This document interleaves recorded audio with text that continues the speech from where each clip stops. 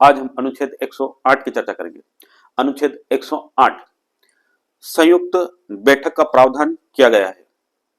इस अनुच्छेद के तहत जैसा कि आपको पता है कि अनुच्छेद 108 जो कि एक इमरजेंसी नंबर भी है, जिसे कॉल करके आप एम्बुलेंस को बुला सकते हो, तो यही 108 संविधान के अंदर एक इमरजेंसी बैठक है या संयुक्त अधिवेशन इसको कहा गया या संयुक्त बैठक इसको कहा गया है, जिसको कि राष्ट्रपति के द्वारा आहूत किया जाता है।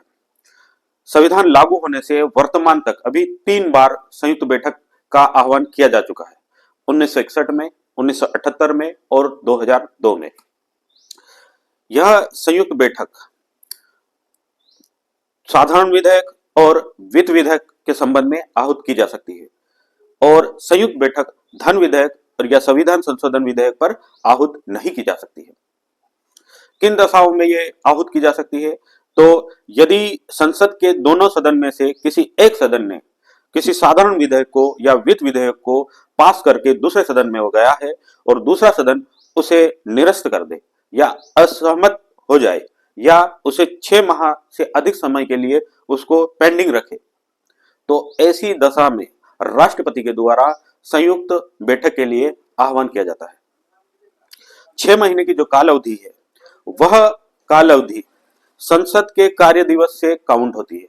यदि संसद 4 दिनों से अधिक समय तक के लिए संसद सत्र स्थगित है और संसद का सत्रावसान है, तो ऐसी काल अवधि को नहीं जोड़ा जाता है। और यदि अनुच्छेद 108 के तहत राष्ट्रपति के द्वारा संसद सत्र का आह्वान का नोटिफिकेशन जारी कर दिया गया है, तो संसद के दोनों सदनों के द्वारा उस विधेयक पर ऐसी कोई कार्रवाई नहीं करेंगे। अब यह कार्रवाई संयुक्त बैठक में ही हो सकेगी।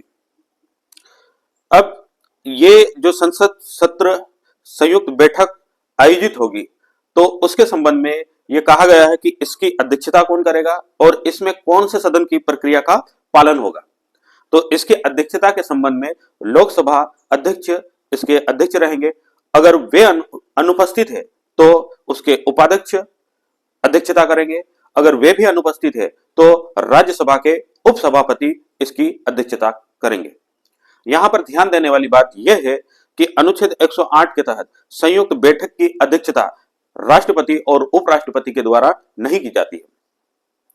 इसके अलावा जो संयुक्त बैठक होगी उसमें लोकसभा की प्रक्रिया का पालन किया जाएगा और लोकसभा की प्रक्रिया का पालन करते हुए जब संयुक्त बैठक का आयोजन होगा, तो अध्यक्ष यह निर्णय लेगा कि संयुक्त बैठक में कौन सा विधेयक पेश होना है या कौन सा विधेयक पेश नहीं होना।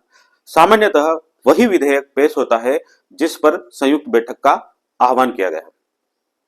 संयुक्त बैठक के आह्वान पर उस विधेयक पर चर्चा होने के पश्चात उपस्थित सदस्यों के साधारण बहुमत से उसे पास किया जा सकता है।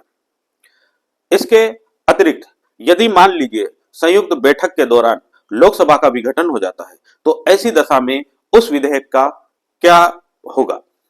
तो इसमें यहां जानने के लिए यह चीज है कि जब राष्ट्रपति के द्वारा संयुक्त बैठक के लिए आह्वान का नोटिफिकेशन जारी कर दिया जाता है और उससे पूर्व यदि लोकसभा का विघटन हो जाता है, तो ऐसी स्थिति में वह विधेयक निरस्त हो जाता है।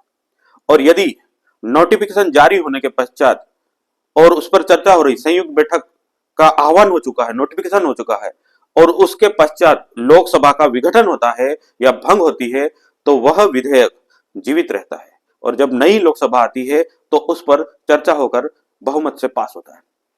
धन्यवाद।